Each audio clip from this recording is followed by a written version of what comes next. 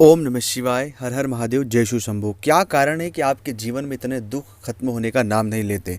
एक दुख जाता है, दूसरा दुख आ जाता है। जीवन में जब से हम जन्म लिए हैं तब से दुखों ने हमारा पीछा नहीं छोड़ा है।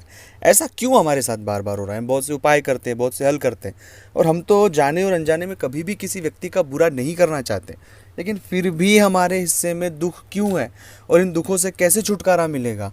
आखिरकार हमें विस्तार से ये चीज़ें बताएं, आप समझें, और इस पूरी जो घटनाक्रम हमारे साथ जीवन में हो रहा है दुखों को लेकर, ऐसा क्यों? और जब हम उन बुरे लोगों को देखते हैं, जो लोग बहुत बुरे हैं, ख़राब हैं, लेकिन उनके जीवन में सब चीज़ें बेहतर होती जाती है, हमें समझ ही नहीं आती कि ईश्वर का क्या न्याय है। और हम बहुत हताश और निराश हो जाते हैं। हमारे मन में कई सारे प्रश्न शुरू हो जाते हैं कि हमारे जीवन में इतना दुख, इतना पीड़ा क्यों है? हम तो हमेशा चीज़ों को लेकर बेहतर करना चाहते हैं। इस पूरे प्रश्न का जवाब मिलेगा, और अगर ऐसी परिस्थिति से आप जूझ रहे हैं तो ज़रूर इस वीडियो को पूरा और अंत तक देखकर इन दुखों से आपको छुटकारा मिलेगा, एक सही रास्ता मिलेगा, एक सही मार्गदर्शन मिलेगा, जिससे आपके जीवन में कई सारे सकारात्मक बदलाव आपको देखने को मिलेगा। आप सभी से निवेदन है कि चैनल को सब्सक्राइब नहीं किया तो प्लीज़ करें। कमेंट्स में भोलेनाथ का नाम लिखें। चाहते हैं अपनी कुंडली का विश्लेषण हमसे करवाना, स्क्रीन पर नंबर चल रहे हैं, आप आएँ, व्हाट्सएप पर अपॉइंटमेंट लेकर बात करें। उसका फीस शुल्क लागू है। दोस्तों, सबसे पहली बात है कि अगर आपके जीवन में बहुत दिनों से आप दुख हैं, हताश है, उसके पीछे एक मूल रीज़न होते हैं प्रारब्ध के कर्म की। इस जन्म में तो हमने कुछ ऐसे कर्म नहीं किए हैं जिससे हमें दुख आए, लेकिन बीते जो हमारे जन्म है उनमें ऐसे कुछ कर्म हैं हमारे, जिस कर्मों का फल हमें वर्तमान में मिल रहा है। तो इसलिए उस कर्म का जो पश्चाताप है वो हर एक व्यक्ति को करना होगा, चाहे मैं हूँ, आप हो, कोई भी हो।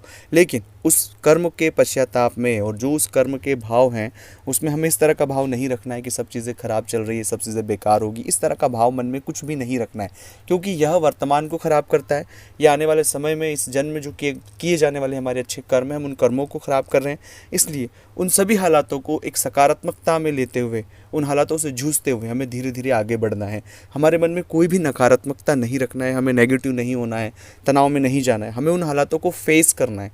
जब तक हम फेस नहीं करेंगे तब तक चीज़ें कुछ भी ठीक नहीं होगी।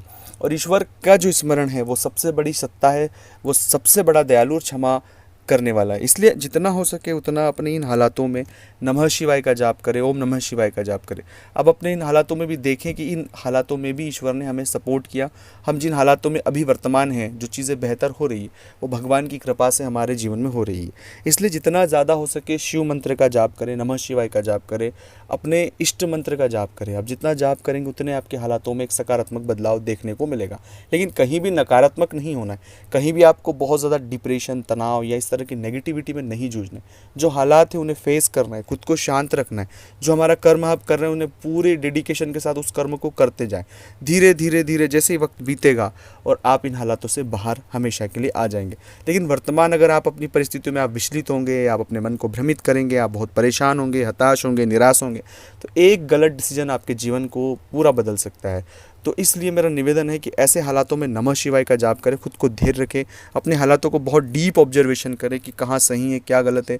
जितना हो सके कम बोले, कम बोलने की कोशिश करें, चीज़ों को समझने की कोशिश करें। अपने बुरे हालात हर एक व्यक्ति के सामने व्यक्त नहीं करें। जो भी चीज़ों के लिए एक जो नया रास्ता है उस रास्ते की तरफ आप जाएँ। इस तरह की जब कोशिश आप सकारात्मक करेंगे, ईश्वर आपका साथ देगा, और धीरे धीरे धीरे जो भी दुख आपके जीवन में चल रहा है आप उससे बहुत कम समय में बाहर निकल आएंगे। अपने अंदर, अपने आसपास, अपने घर के आसपास जो भी शिवालय हो, 2 वक्त शिवालय ज़रूर जाएं। ओम नमः शिवाय का जाप जितना हो सके उतना जाप करें। आपके जीवन में बहुत कम समय में वो बदलाव देखने को मिलेगा जिसके बारे में आपने कभी सोचा नहीं होगा। तो अगर ये वीडियो अच्छा लगा तो लाइक करना, शेयर करना, कमेंट्स करना। मिलते हैं अगले वीडियो में। ओम नमः शिवाय।